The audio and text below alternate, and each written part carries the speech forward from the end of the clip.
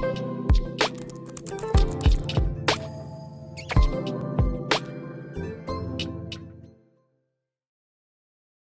에릭쌤입니다. 그 SAT 원매스 말씀을 드릴 텐데 학부모님들도 하실 말씀이 많을 것 같아요. 이렇게 이제 학원을 딱 보내놓고 맨날 이제 풀 테스트라고 보면은 수학 점수가 영 마음에 안 들게 나올 때가 있죠. 학원마다 이게 좀 스케일도 좀 다른 것 같은데 학부모님들이 이제 제일 분통 터지시는 부분은 첫 번째로 얘가 매스투시는 800인데 왜 SAT 원매스는 막 730, 40이냐 뭐 이러시는 분들이 있어요. 근데 일단은 시험이 다르고 또 최근에는 그 학원들에서 매스투시를 가르치는 스킬이 많이 발전했기 때문에 딱 매스투시에 맞춰서 수업을 진행이 됩니다. 그래서 매스투시는 800인데 이 매스투시랑 조금 다른 성격의 SAT1은 요 수업을 들었다고 해서 800이 나오거나 하지는 않죠.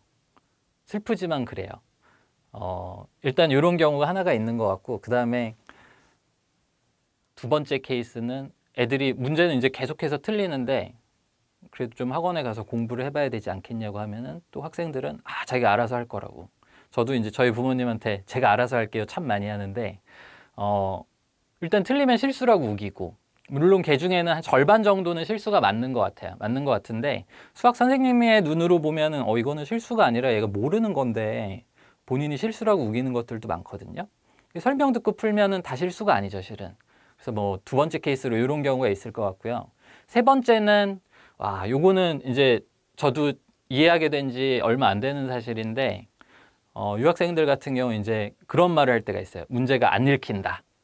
문제가 안 읽힌다는 표현을 쓸 때가 있는데 공부 좀 하셨던 부모님들이라면 이제 이 얘기 듣고 막 거의 미쳐버리세요. 아니 어떻게 사지 멀쩡하게 잘 나눴는데 두 눈을 똑바로 두고 문제가 안 읽힌다는 말이 나올까? 그래서 이제 저도 초짜 강사 시절에는 이 새끼들 이거 구라치는 거 아니야? 막 이렇게 생각을 하다가, 그리고 이제 유학생들이랑 계속 대화를 해보고 그 유학생들이 시험 보는 모습들도 이렇게 쭉 관찰을 해보고, 그래서 저도 이제 불과 몇 년 안 된 것 같아요. 유학생들 한 10여 년 가르친 것 같은데 불과 몇 년 안 됐는데 그 문제가 안 읽힌다는 말을 이제 드디어 제가 이해를 하게 됐어요. 가뜩이나 예전 유학생에 비해서 요즘 유학생들은 문제가 안 읽히는 경우가 좀 더 많은 것 같아요.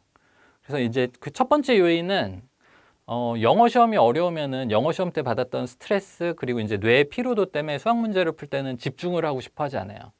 잘 아시겠지만 우리 애들이 집중력이 없거든요. 그래서 집중력이 없기 때문에 안 읽히는 경우들이 있고, 그다음에 이제 두 번째는 심리적인 부분도 많은데 특히 막 미술하는 학생들 같은 경우에는, 아니면 이제 미술하는 학생급의 수학 실력을 가진 학생들 같은 경우에는 문제를 읽는데 자기가 읽고 싶은 부분만 읽어요.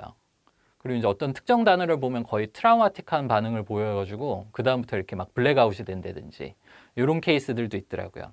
그래서 또 제가 솔루션이 없으면 이런 말씀을 못 드리지 않습니까? 그래서 이제 솔루션을 생각을 해보면 이제 그 심리적인 부분에 따라서 조금씩 다른데 결론은 이런 것 같아요. 결론은 그 SAT 수학 시험을 볼 때는 영어 시험에서 받았던 뇌의 피로도가 수학 시험에 영향을 최대한 적게 주게끔, 그러니까 기계적으로 풀어야 되거든요. 기계적으로 풀기 위해서는 수학 문제를 첫 번째 단어부터 끝 단어까지 다 정확하게 읽을 필요는 없는 것 같아요. 그래서 수학 시험 문제는 수학 시험 문제에 따른 리딩 스킬이 존재하는 것 같고, 이제 유형에 대한 정확한 연습만 있으면은, 저 같은 경우도 수업 시간에 이제 문제 읽기 싫어서, 저도 하루 종일 수업을 하기 때문에 어떤 유형의 문제들은 이렇게 쭉 읽어가면서 필요한 정보들만 뽑아서 읽어내거든요.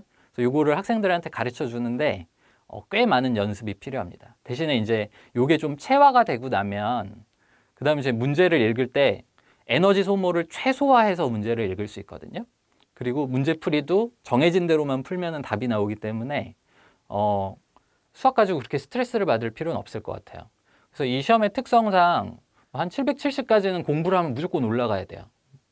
뭐 한 문제 틀려가지고 770인 경우는, 저 같은 경우에는 독실한 기독교 신자이기 때문에 요거는 그 럭이라고 믿지만 물론 그 럭을 매니지먼트하는 방법들도 있습니다. 그렇지만 770까지는 공부를 하면 무조건 올라가야 되거든요. 근데 결정적으로 애들이 안 해요. 공부를 안 하고, 그리고 이제 어머니들, 학원, 학생들 다 같이 착각하는 것 중에 하나가 풀 테스트를 보면은 그걸 자꾸 공부라고 착각하시는 분들이 있는데 풀 테스트는 일종의 이렇게 병원 가서 찍는 종합검진 검사 혹은 엑스레이 정도 되겠죠. 시간은 많이 투자가 되고 에너지 소모도 크지만 실제로 막 거의 한 1550 이상인 친구들을 제외하고는 풀 테스트로 점수가 올라가진 않아요. 풀 테스트는 그냥 검진을 한 것뿐이고 실제로는 치료 과정이 필요한데 치료 과정은 자기 오늘 풀 테스트 보느라고 너무 피곤하다.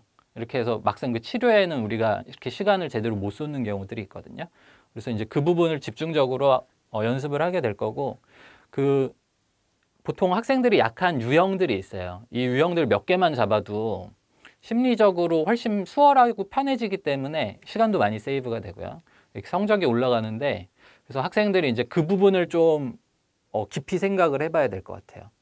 이 한 문제를 되게 쉽게 풀므로 해서 다른 문제를 풀 시간이 늘어나고 여기에 쏟을 그 뇌 에너지도 훨씬 이렇게 남아돌게 되는 요 상태를 좀 많이 경험을 해봐야 되거든요. 그래서 아마 요즘에 유행하는 그 미술로 코넬 가기, 뭐 미술로 카네기 멜론 가기, 뭐 이런 친구들 같은 경우에는 아마 이렇게 해서 유형 정리도 해보고 그 전에 결정적으로 문제를 어떻게 읽을 것인가 여기에 대한 연습을 이 수업을 통해서 많이 좀 배워갔으면 좋겠습니다. 그럼 저는 봄방학 때 뵙겠습니다.